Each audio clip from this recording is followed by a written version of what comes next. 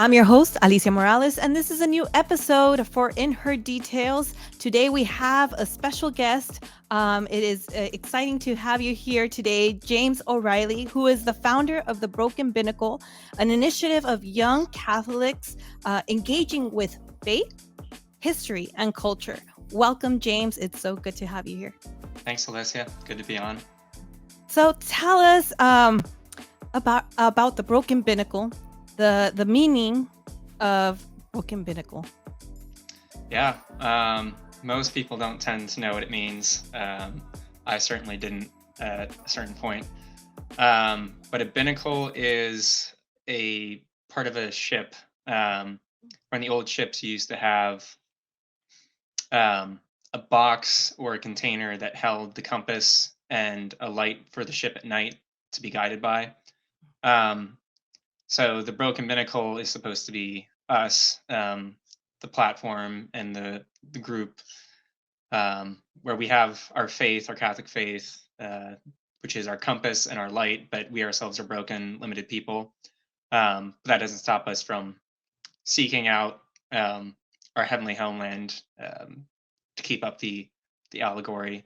So the name came about just from we had a little brainstorming session. We wanted it to be something fragmented, something broken. Just the idea that like we, of course, are not perfect. We're always striving to be better. Even just within human nature, we're broken, we're fallen. So the it had to be something broken. But we wanted to keep up the theme of something nautical, the idea of adventure. So there's one day where I went through a list of nautical terms and Binnacle just had a nice alliteration with broken, so it stuck and it kept a good theme and it keeps people guessing. So yeah, that's the story behind it and the meaning. Absolutely. It left me guessing until I, little by little, discovered more about the Broken Binnacle as I, follow you on, yes, on Instagram, as I mentioned to you. But definitely in this, especially in our everyday life and what we are experiencing in our church. Yes, what we hear, the social media, how, also is exposing a lot. And, that's amazing. Yeah, but always to keep the full armor of our faith of God. Um, wow, that's amazing. So, how many leaders are involved in the community? So it is me and five Christendom classmates. We all went to school Oh, together. So Christendom College is a small Catholic liberal arts college in Virginia, Front Royal. We were all classmates there, class of 2021. okay. And it was me, four guys originally. There was five of us, and then we had another one come on later. But we're all guys. That's just how it happened. But we all. I was the one who started it, and I wanted them to come on board because I felt like each of them, I don't know what it was, had something that would contribute, and there wasn't any sort of rationale behind it. Maybe it was just the Holy Spirit working. But they've stuck with it. And then we had another guy come on. His name is Peter Cermak, who's also our classmate. So there's six of us overall. Five Catholic men who were in the same class of Christendom. Oh, nice. That's Are there any current students from the college that are participating?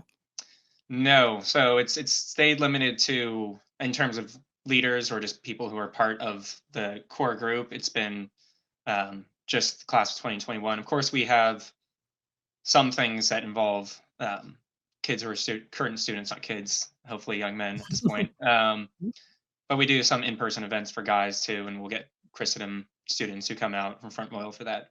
Wonderful. Um, have there been, maybe when you started, um, and throughout this journey, any encounters, activities, or life changing events, experiences that have happened along the way through this inspiration of this creative content? Um, it's hard to say. Definitely a lot of small inflection points that have changed things drastically, but it's hard to point at one thing and say this was the big life-changing thing. It's been more just um, little grace by little grace building up. and it's been a slow process. We're not trying to blow this out of the water. We're just trying to stay small, keep up the quality, and let that draw people. Build up the community, let that draw people. One cool little story that I this is more fun. It's not like a grace thing, but of course it's a grace thing, but it's more fun than graceful. I met a guy who subscribes to the Broken Binnacle. For those people who don't know, the Broken Binnacle is ultimately and originally a Substack, so a blog, an online writing platform that we all write for. But one of the subscribers is this guy who actually runs a company with Harrison Butker, who is the kicker for the Kansas Chiefs. Um, so it's one of those like small things where it's this collision of worlds where it's like, oh, we have a subscriber who is also running a business together with Harrison Butker. It's just so little stories like that, definitely little I don't know, little discoveries where you're kind of like, wow, that's cool. Who knows where that will go? But like just little things like that keep popping up, and having people too just come up to us and say, hey, we love what you're doing. It's inspired me to start writing again, Mhm. which has been, I mean, that's half of our mission is to get people to start engaging with this stuff on their own. Of course, we want them to be a part of our community and engage together, but just having people, if we're a bridge for people, that's a huge grace. Absolutely. That's what us here at Imago Dei always, say if it's one word that we mention in a podcast and it touches someone's life, and maybe that's the word that they were needing, to in order to figure something out in their lives. Hey, those are the graces. Yeah. Yeah, so Yeah. that's great. That's very very inspiring. Um, because well, we're all growing in our faith daily through our own life experiences, through our work life, through with our families, in our homes, and what better way also of evangelizing and using social media, right, as well, for the good, because it has its pros and its cons. Also, social media and the internet. Yeah, so definitely, um, tell us more about this intention. In terms of the social media that playing Mhm, into it, mhm, yeah. So as I said, the original intent behind the Broken Binnacle is the online writing. Social media came about as just one facet of that. I just run the social media, and it's kind of just a fun hobby. But it's also a nice way of just sharing tidbits of the things I dive into that me and my partners are diving into as we look into these ideas, whether it's reading some Catholic sociologist or looking at some historical phase. So I started just trying to find a creative way of sharing little tidbits of that wisdom, but also ultimately trying to draw people into the Substack, to the writing, to the longer form content. 'Cause again, we're so saturated with online social media stuff, and it's great. Like I'm happy to create stuff there, but it's ultimately to draw them into this um, smaller, close knit community, um, long form content where it takes a little more patience. It start like I know my generation, we have such a short term or short attention span.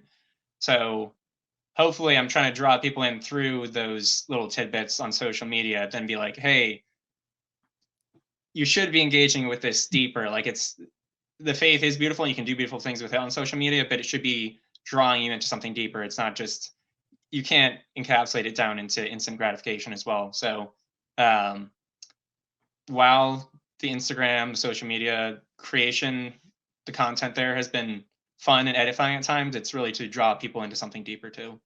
absolutely. Yeah, it's just we see different sorts of also of content that's shared on Instagram, especially Instagram. That's one of the big uh, apps that you could edit, and there's other apps that you also edit. But you see some that are, especially in our cultural and generational crisis right now in the world today, in our church, the confusion, the transition, and some use it for going against, and some use it for, again, where to touch someone's life.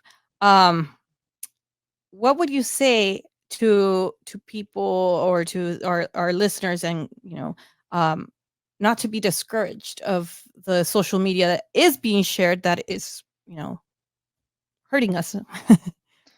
Yeah, I mean, it's I guess the challenge is to, um, again, even the aspect of being a people, a holy people. So much of that entails being set apart. So just practically speaking, there's so much that we have to do to discipline ourselves to step away and set ourselves apart from that.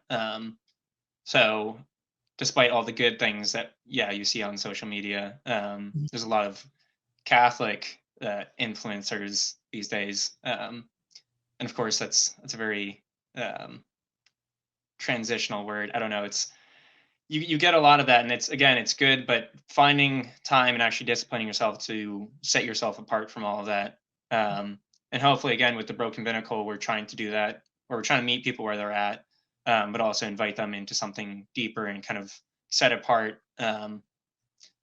I would say too, just even the Broken Binnacle is much more of an intellectual endeavor. Faith is fundamental to it, but for me, just even the study of history, um, something like that just helps kind of take you out of your own time too, and all its struggles and whatever problems it might have, and you just start to realize how easy not easy it is, but there's there's always going to be the troubles of each age.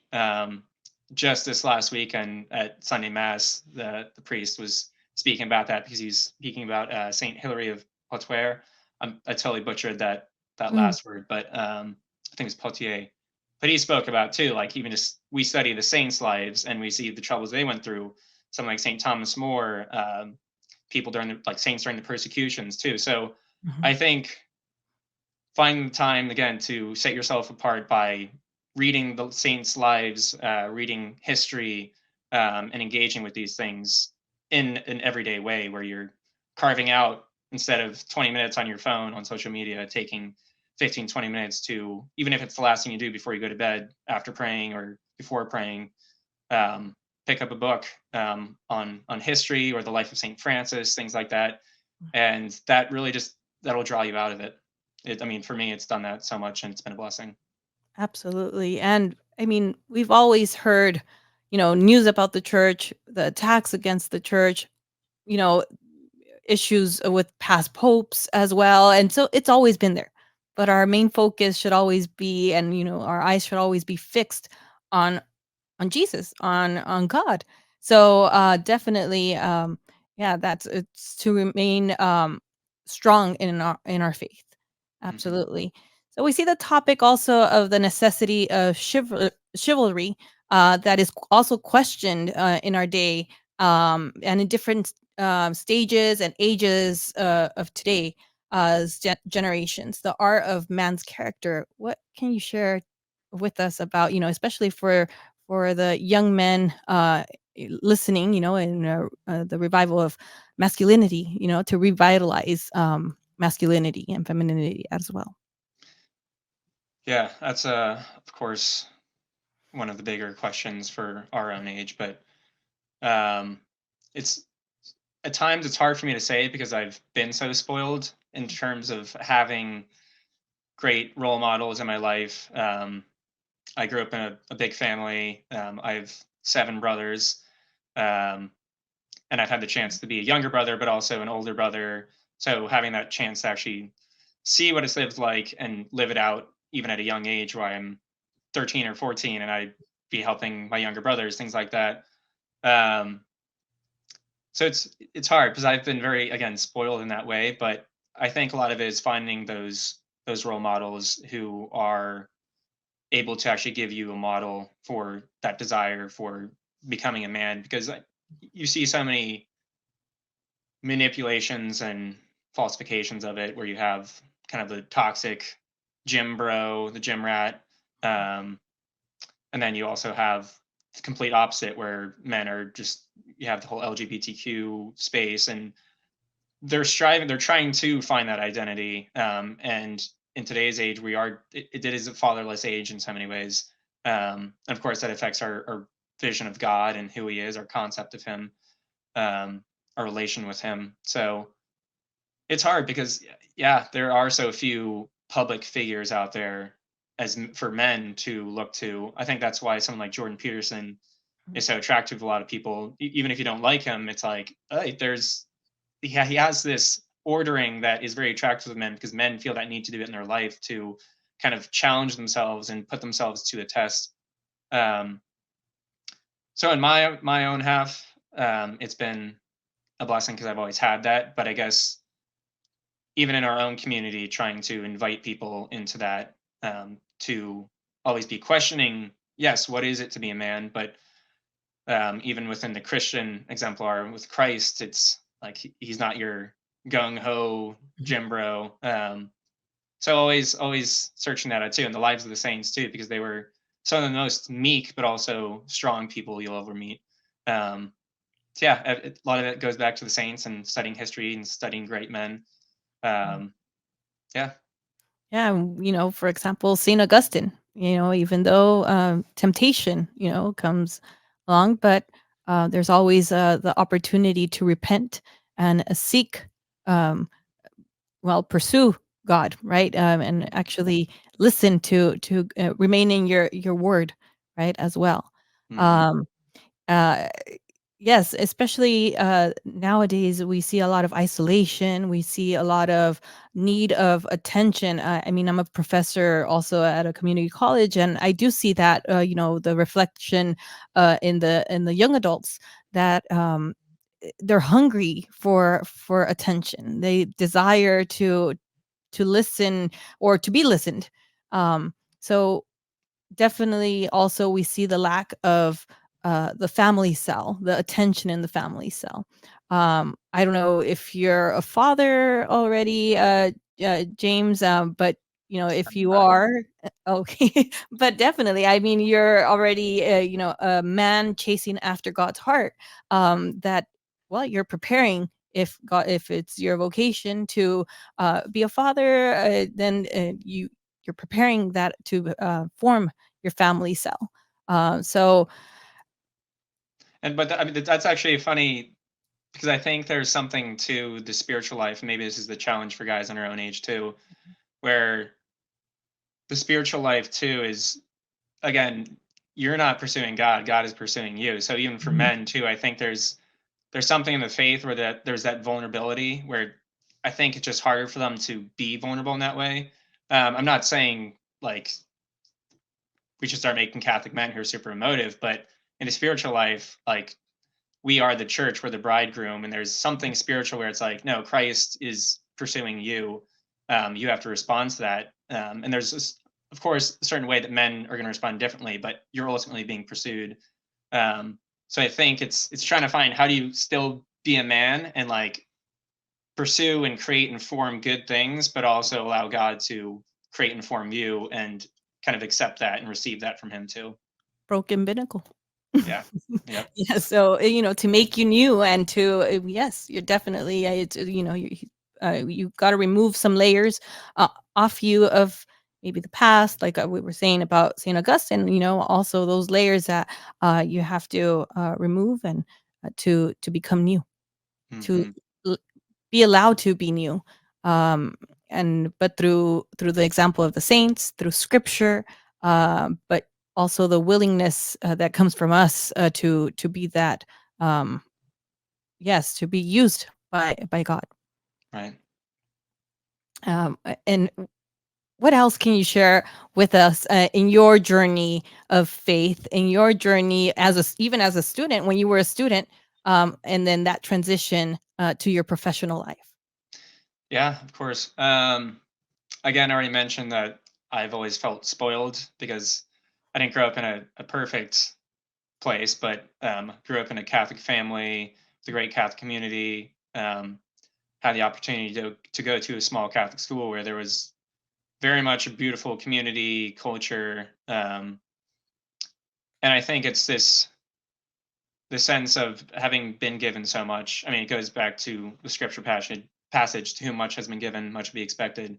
Um, my twin brother Joe, who's also on the Broken Binnacle with me, him and I have always talked about that. Just where we've been given so much, a beautiful family, beautiful the way we were raised was beautiful. Again, not perfect, but like even in comparison to just all the problems in the world where we had a mom and a dad and so many siblings, we fought, we didn't get along at times, but yeah, we were so formed by love, and given so many gifts. So I think the Broken Binnacle, so much of that is, and this comes back to Christendom too, where we were given so much, the education. That's where I really fell in love with kind of that journey and continually discovering and learning and growing in your faith. Um, but it's not just contained in your faith; it's going out to the world. There's this great quote from Pope Saint John Paul the Great. I don't have it verbatim, but I'll read it off here, where he says, "We are called to explore courageously the riches of revelation and of nature, so that the united endeavor of intelligence and faith will enable people to come to the full measure of their humanity, created in the image and likeness of God, renewed even more marvelously after sin in Christ, and called to shine forth in the light of the Spirit." Um, so again, growing up in the faith, we had so much of the revelation, but there's still so much of revelation, but also human nature, who we are as humans to discover. Um, and throughout the world too, there's even the different faith religions, all the different philosophies. They're broken. They're not like they're not ultimately true. But going and trying to find what's good and hopefully walk with people, say, hey, this is good. We like it's great. That's so much of the Catholic faith too, is taking the things of the earth that are good and being able to raise them up to a higher end. Even something like the wedding ring or just feast days where it used to be some pagan feast and we've kind of resurrected it to a higher end. So Christendom, my faith, like my family faith, so much of that was an appreciation for the good things in life, but also trying to go forth and share that faith, because I have been given so much and I'm spoiled. And they're your talents, and God wants us to use our talents for good. Mm. And this is it. And it's being you're putting your talents into action, because that's what also always we are told, and not we are told, but put to practice. It's we can know scripture, we can know it from left to right or right to left, but we also have to put it into practice. And this is what you at a Broken Binnacle and your team are doing, to put your talents into practice, share them with others, and with the intentions of this transformation for others. And I'm sure definitely with the images that you have shared with all the content, definitely people are being transformed and for God's glory. Yeah, that would be that would be the ultimate thing again, because despite hopefully growing in our writing skills and writing even poetry and building community, it's yeah, Mhm. leading people and walking with them towards our final end, together, and hopefully it's the final beatitude together in heaven with Christ. So it's we're only getting started. Here's the hope in it. We continue to do that and grow in our own faith too. Yes, and this is also works of mercy. And that's what, Jesus wants us to do as well. So it goes hand by hand, together. Right. Yes. Thankfully, I enjoy it too. So that Yes, that's exactly. Yes, it has to be something that you enjoy as well. Yes, with an actual purpose, because yes, we're made in the image of God, but it's also okay. Well, we're here on Earth, just for a time, and and these are all the points to make it, you know, to our ultimate goal. right. Um, so if you look back to when you started, the Broken Binnacle and where you are now, you know, because it's also a testimonial journey.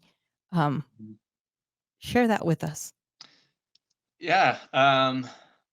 It's hard to feel like you've changed since then, but when you do look back in your life, even if it's just a year or two, um, there's so much that has. Even in terms of we wouldn't be able to do what we're doing now with uh, this next year, where we're trying to actually put in some new initiatives and build out this community more. that wouldn't be possible if I hadn't taken that first step. And again, it started just from a talent that I felt I had, and God was calling me to cultivate and grow, which was a love of learning, but also sharing that through writing and through other creative means.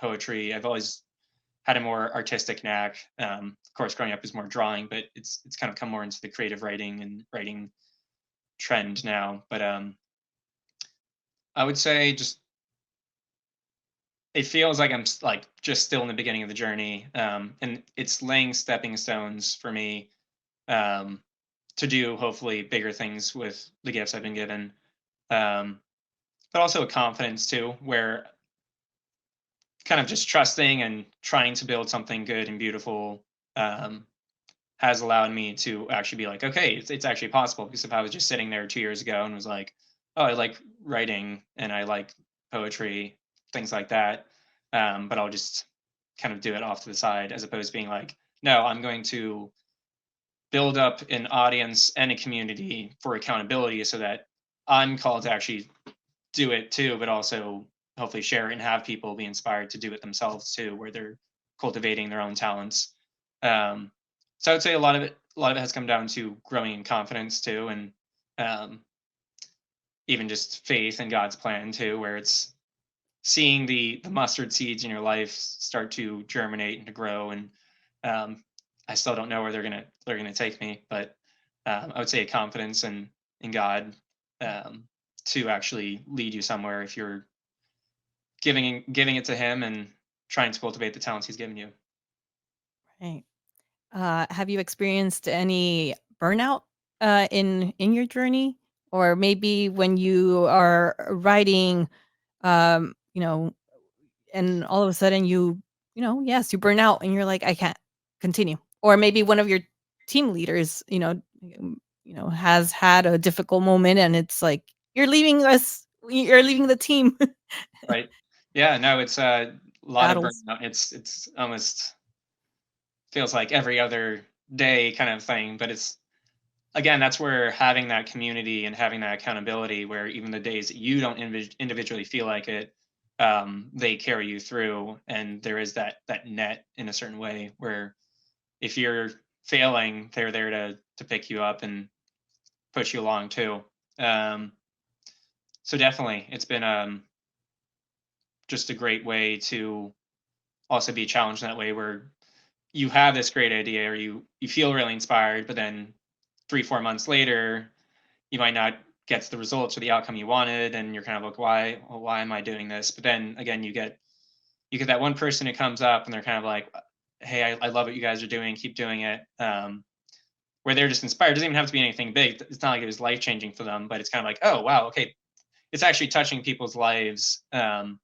It's not just us writing in this kind of this isolated bubble where are we just doing it for ourselves? Ultimately, it has to be, in a sense, for ourselves, for cultivating those talents within us. And even in your own spiritual life, it has to be for your own sake. But the idea behind this is to share with others. So, yeah, I've definitely had those days where I'm kind of like, is this making a difference? Or we're like, again, who are we? We're just a bunch of young Catholic guys. Like, we're not experts in anything. Um, but I think it's been great to see again the people who come up and they're like the fact that we're still doing it. It didn't kind of just peter out like, oh, that's a cool idea, but it's probably not going to last.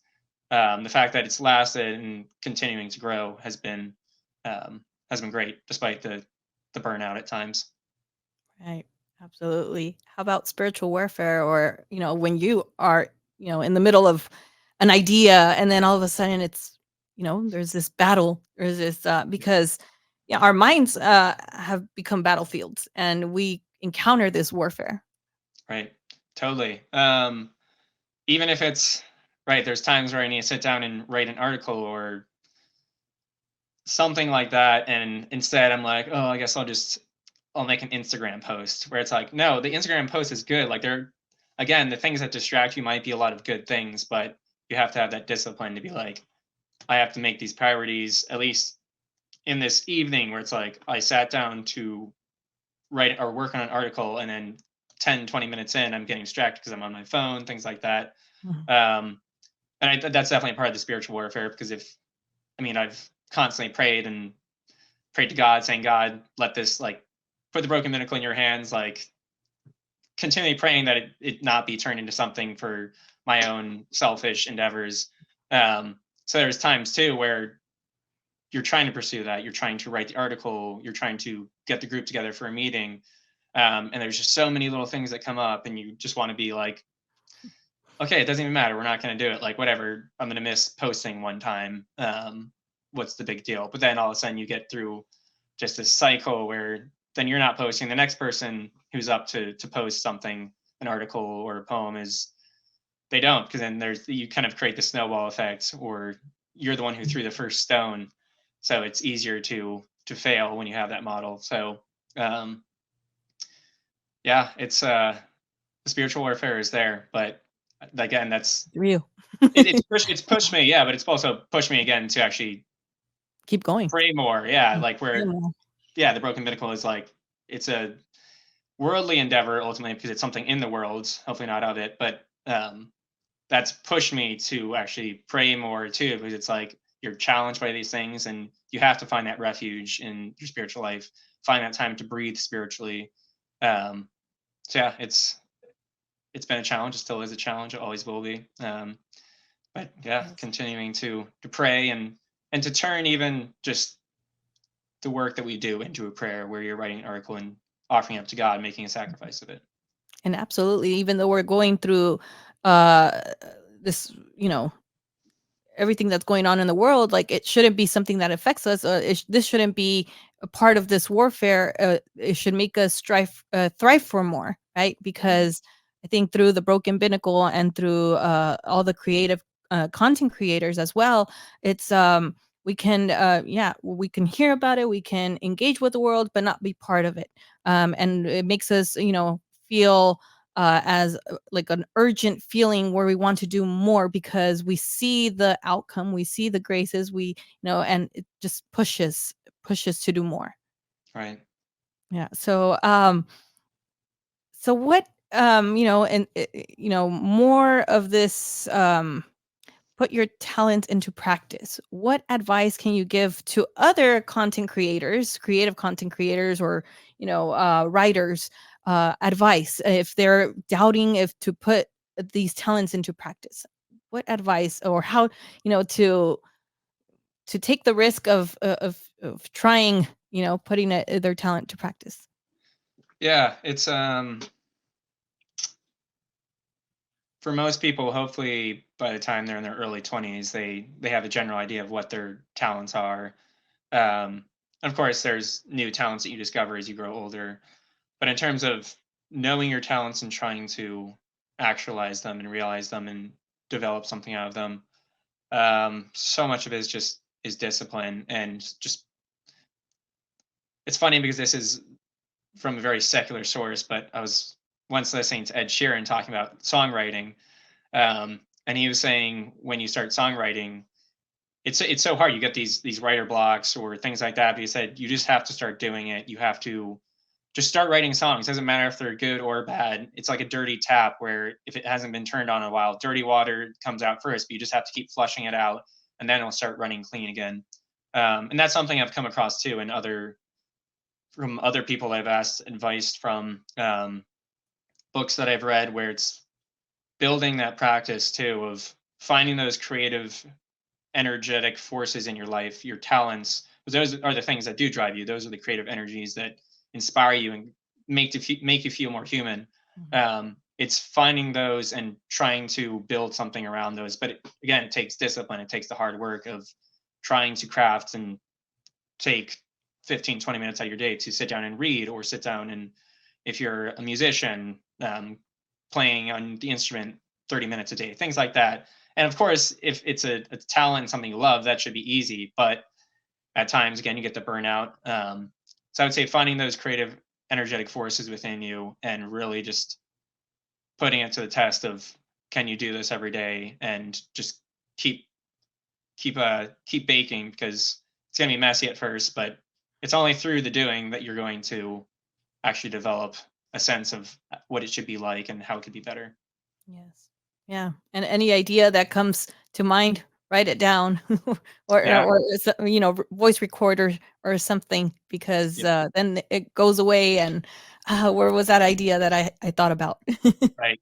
Yeah. Well, even just on my phone, I have so many notes where it's like a random quote because I was listening to an Audible or I read something and I just screenshot it. So I have a whole folder of like quotes where it's like, I don't really know what that meant at the time. Like I might know what it means, but it Yeah. needs to sit and cultivate and you go back and you kind of run through it again. But yeah, definitely having that awareness too to see those moments that kind of jump out you and be like, okay, I'm not sure what that was exactly there, but capturing that and letting it kind of stew in the back and then coming back to it will allow those creative forces to not just be formed but also stew and kind of germinate underground.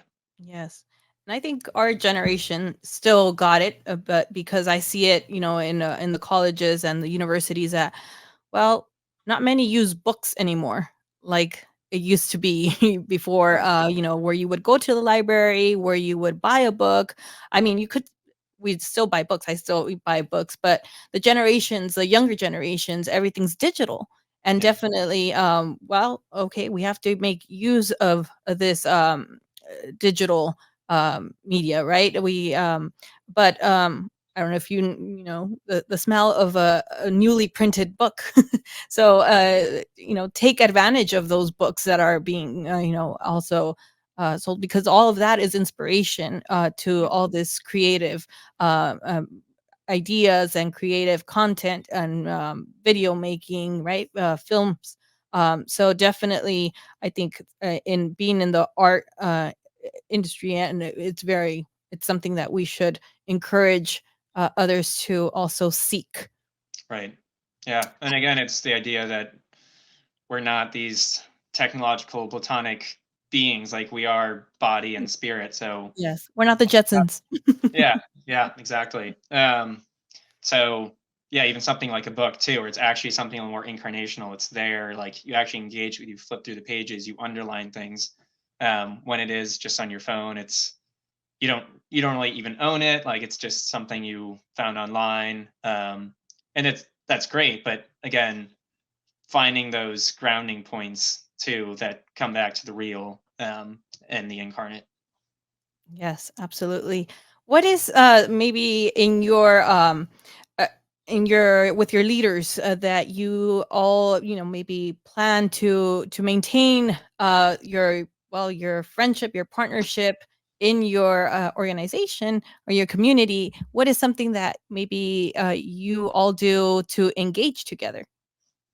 Um, well, I mean, the Broken Binnacle is one thing to actually keep engaging together because again, we studied at Mhm. Christendom together.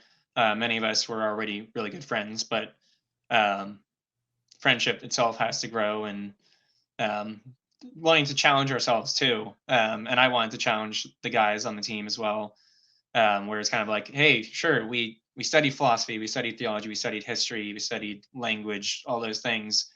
Um, but it's not just 4 years and done. Like it's something you have to kind of grapple with and keep engaging with for the rest of your life. Keep fanning the flames that you were giving, but also again sharing them with others. And you can only share them with others if you continue to actually have this deep engagement with it, where you're interested in it yourself, so much so that you want to share it with others. It's not just like, oh yeah, well this is what I learned back at Mhm. Christendom. But besides that too, it also allows us to actually get together and just to chat about these things, discuss some philosophical thing, or again, are there levels to saints in heaven? Things like that, where it just like it's very much Catholic speak, but also having the time to commune and chat and abide together. Absolutely. Um, yeah, it's very important to be there for your fellow men, and also your families, the family cell, because they become family, right? Also, your leaders, and especially that your twin brother is also i- in the Broken Binnacle. So I'm Hmm. sure you've all probably experienced some difficult times, maybe in each other's families. So that also builds the Broken Binnacle as well, because Yeah. that being there for each other. Oh, Right. really, really inspiring. Um, well, once again, also, James is in Virginia, right? Right. Yeah. Yeah. So, what are things that you maybe have seen in Virginia that, wow, I mean, we see it here in California too, that we're like, oh, California isn't the same California, like before. Have Right. you experienced that, maybe in Virginia, especially with things that are happening in the world? Yeah. I grew up in the Shenandoah Valley. So Northern Virginia, but not like Northern Virginia outside of DC, kind of Northern Virginia country. Um, but I currently live just outside of DC, so I'm in a Mm, space where you're kind of just constantly pulled into the whirlpool of DC, where it's just everything's so political. mm, Again, you're just even in my own work. I work for a nonprofit, and we do a lot of stuff with the Near East. So you're constantly just pulled out into these big world affairs, and it's important to be engaged with those, but um, it's definitely different than the way I grew up, because I grew up just kind of a country kid, playing out in the woods. Our family was stayed up to date with politics, but it's not something we like talked about at the dinner table. mhm, The few times I went into DC was usually for the March for Life. But now I'm in a space where, yeah, it's different. Not only because I've gotten older, but just even in terms of location. I'm just outside of DC. I go into DC for events. So it's changed in that way. mhm. But I wouldn't say it's a little different from California, where things, of course, as Catholics, it's a little tougher because you have you certainly have a culture that's much more anti-Catholic. Um, but I grew up again in a place where I feel so spoiled. It was Mhm. tight knit Catholic community. We had so many blessings. So it feels like the Shire. I always tell people it's like I mean, it looks like the Shire too. It's just these beautiful rolling hills, the Blue Ridge Mountains, things like that. So I grew up in the Shire. Now it's kind of like, okay, well, there are things beyond our borders that I need to care about. So it's the beginning of a long journey, but again, I've been given so much, so it's got to do something with it.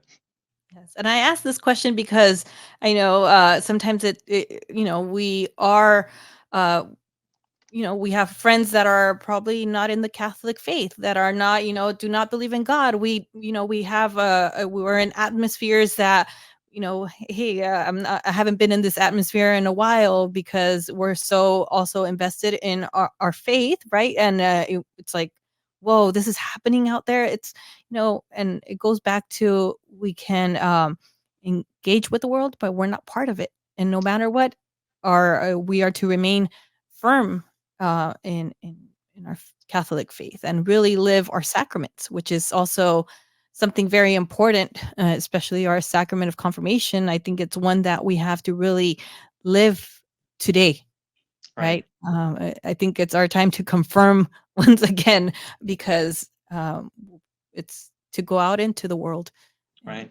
And yeah. then like it goes back to like even just the fact that many of us might have been baptized as infants, so it's kind of like again, I work with a lot of Protestants, so it's things like this come up like infant baptism, but confirmation for Catholics too is this beautiful opportunity to reaffirm, like to actually affirm that where you are an adult, it's like no, the baptism is a gift first of all, so it's not something you take or like you have to choose. Like you do choose it, but confirmation is a chance to not only reaffirm that, but be given manifold blessings and graces from that as well. Yes, definitely. What are and what would be 3 to 5 things that you can tell a Catholic man, or a man, trying to, grow in his relationship with God, or a young man even trying to figure out his journey of life? Hmm, so many things. I'll go with a couple here, but I would say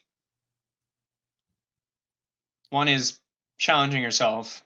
I think guys do need challenge to the point where they are um, stepping out of their comfort zone. Because guys, I think it's easy for them to kind of just live more in their block. I think there's something within women generally where they just crave other people's presence, but guys stay away from that. But challenge yourself to step into opportunities for community and growth too, because you're going to be challenged, and you do have to be vulnerable in those ways where you break into new communities. On top of that, also finding people who are trying to live out their faith. Again, that's so hard for people because where do you find those people? But constantly seeking out, again, they say you're like the five people you hang with the most, but it's true because we can only desire so many things without learning them from someone else too. So finding that community